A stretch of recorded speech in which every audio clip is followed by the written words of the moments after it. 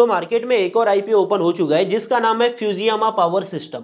देखो इस वीडियो में ना अपन आईपीओ का कंप्लीट रिव्यू करने वाले हैं, साथ में इसका आरएचपी मतलब रेड हेरिंग प्रोस्पेक्टस का डॉक्यूमेंट भी देखेंगे।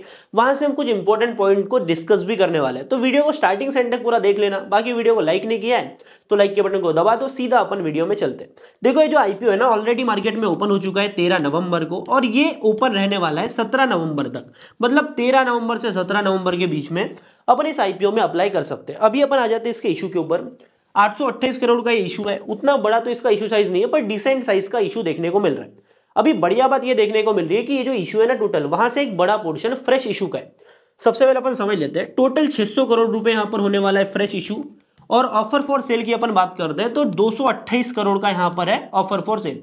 मतलब 600 करोड़ रुपए कंपनी की ग्रोथ में लगने वाले, इवेंचुअली कंपनी के पास में जाएंगे। और 228 करोड़ रुपए कंपनी के जो एग्जिस्टिंग इन्वेस्टर्स है ना, वो इस आईपीओ में ऑफर फॉर सेल कर रहे हैं। मतलब इतने अमाउंट के शेयर्स एग्जिस्टिंग इन्वेस्टर्स बेच के जा रहे हैं। अभी अपन समझ लेते हैं कि ये जो हमको 600 करोड़ का फ्रेश इशू देखने को मिल रहा है ना, ये पैसा एक्चुअल में कंपनी यूज कहां करने वाली है। तो 600 करोड़ में से 180 करोड़ रुपए कंपनी इन्वेस्ट करने वाली है मैन्युफैक्चरिंग फैसिलिटी बनाने में। ये मध्य प्रदेश के रतलाम में एक अपनी मैन्युफैक्चरिंग फैसिलिटी सेटअप करने वाले हैं। साथ में 275 करोड़ रुपए ये यूज करेंगे डेट पेमेंट में, जिससे कि इवेंचुअली कंपनी की बोरोविंग्स जो डेट है वो कम होगा, जिससे कंपनी का डेट टू इक्विटी रेशियो हमको बेटर होता हुआ दिखेगा। और किसी भी कंपनी के लिए अगर डेट कम होता है तो इवेंचुअली वो बढ़िया ही बात होती है। बाकी जो बचा हुआ अमाउंट है वो कंपनी के जनरल कॉर्पोरेट पर्पज में लगने वाला है।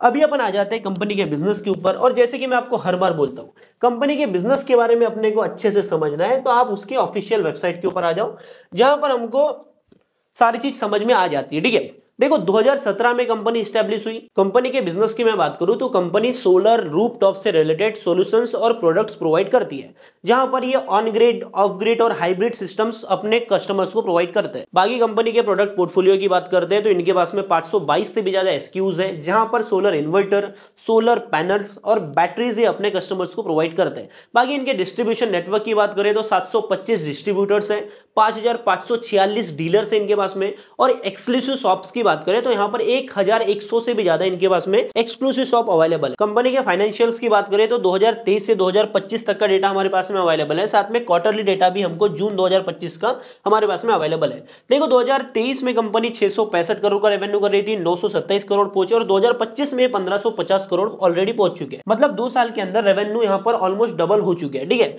वहीं पर हम आ जाते हैं पैट के ऊपर। प्रॉफिट आफ्टर टैक्स कर रहे थे मात्र 24 करोड़ का 2023 में, 2024 आते आते ये हो गया 45 करोड़ का, और 2025 में धमाकेदार कंपनी ने प्रॉफिट पोस्ट किया है 156 करोड़ का। वहीं पर क्वार्टरली रिजल्ट की अपन बात करें ना, तो एक क्वार्टर में ही कंपनी ने जो 2024 में अपना पैट किया था उसके ऊपर अपना नंबर लेके जा चुके हैं। कंपनी के परफॉर्मेंस मैट्रिक्स को अपन देखते हैं तो लगभग 39.40% का कंपनी का आरओई है, return on equity, return on capital employed भी स्ट्रॉन्ग देखने को मिल रहा है। वहीं पर एबिटा मार्जिन 16% का है और पैट मार्जिन 10% का देखने को मिल रहा है। अभी ये जो आईपीओ से पैसा उठा रहे हैं ना, वहां से वो डेट पेमेंट भी करने वाले हैं, और डेट पेमेंट होगा तो इवेंचुअली इंटरेस्ट कंपोनेंट कम हो जाता है, जिससे कहीं ना कहीं कंपनी के पैट मार्जिन में हमको ग्रोथ देखने को मिल सकती है। देखो जब भी अपन किसी आईपीओ को एनालाइज करते हैं तो उसके आरएचपी डॉक्यूमेंट में से कुछ कंट्रोवर्शियल पॉइंट्स है ना, उनको हमें समझना जरूरी होता है। जैसे कि अपन फ्यूजियामा पावर सिस्टम के आरएचपी की बात करते हैं, यहाँ पर पेज नंबर 41 के ऊपर हमें कॉस्ट ऑफ इंपोर्टेड मटेरियल्स देखने को मिलेगा। तो अभी अपन समझते हैं कंपनी जितना भी रॉ मटेरियल परचेस करती है ना, तो उसकी जो टोटल कॉस्ट है वहां से 25.76% जो कॉस्ट है वो इंपोर्टेड मटेरियल की होती है। मतलब इंडिया के बाहर से उतना मटेरियल इंपोर्ट किया जाता है। और हम ये जो डेटा देख रहे हैं ना, ये है FY 24-25 का। अब यहाँ पर हम नीचे आते हैं तो यहाँ पर हमको इंपोर्ट डिपेंडेंसी एक हमको देखने को मिलेगी। तो यहाँ पर आप देखो cost of imported material from China, यहां पर हमको देखने को मिलेगा कि 90.82% जो कॉस्ट ऑफ मटेरियल है वो चाइना से आता है। लेकिन यहां पर समझने वाली बात यह है कि ये टोटल रॉ मटेरियल परचेस का 90% नहीं है। हम जो यहां पर देख रहे हैं कि कंपनी जितना भी रॉ मटेरियल परचेस करती है वहां से 25.76% जो है वो इंपोर्ट से आता है। ठीक है, अब ये जो इंपोर्टेड मटेरियल है ना, इसमें से 90.82% जो है वो चाइना से आता है। मतलब ओवरऑल कंपनी के रॉ मटेरियल परचेस का 23.49% ही मटेरियल चाइना से आता है। जैसे कि अपन इनके आरएचपी डॉक्यूमेंट में देख सकते हैं, ओवर द टाइम कंपनी ने अपने मैन्युफैक्चरिंग कैपेसिटी को बढ़ाया। अभी मैन्युफैक्चरिंग कैपेसिटी को बढ़ाना है तो कैपेक्स की रिक्वायरमेंट होती है, जिसके लिए लोन भी लेना पड़ता है कंपनीज को। अभी जिस तरीके की कंपनी के रेवेन्यू और प्रॉफिट्स में ग्रोथ देखने को मिल रही है, जैसे कि अपन पहले देखा, तो हाई वर्किंग कैपिटल की रिक्वायरमेंट होती है। अभी हाई वर्किंग कैपिटल के लिए कंपनी का डेट भी बढ़ता है, ओवर द टाइम डेट भी हमको बढ़ता हुआ दिखा है। लेकिन एक इंपॉर्टेंट बात है, interest cost as percent of revenue की अपन बात करते हैं, तो जहां पर ये हमको मार्च 2023 में देखने को मिल रहा था 2.32% का, जो कि अभी के टाइम पर सिग्निफिकेंटली गिर चुका है। और क्वार्टर वन की अपन बात करते हैं FY26 के, यहां पर ये गिरकर आ चुका है 1.57% के ऊपर, जो कि एक पॉजिटिव सिग्नल है। देखो इस आईपीओ के लिए कंपनी ने अपना प्राइस बैंड रखा है 216 रुपए से 228 रुपए पर शेयर का। अभी अपन कंपनी के वैल्यूएशंस की बात करते हैं, जिसके लिए अपन इनके FY26 के क्वार्टर वन के नंबर्स को, नेट प्रॉफिट को एनालाइज करते हैं, तो इनका प्राइस टू अर्निंग रेशियो निकल के आ जाएगा 26 का।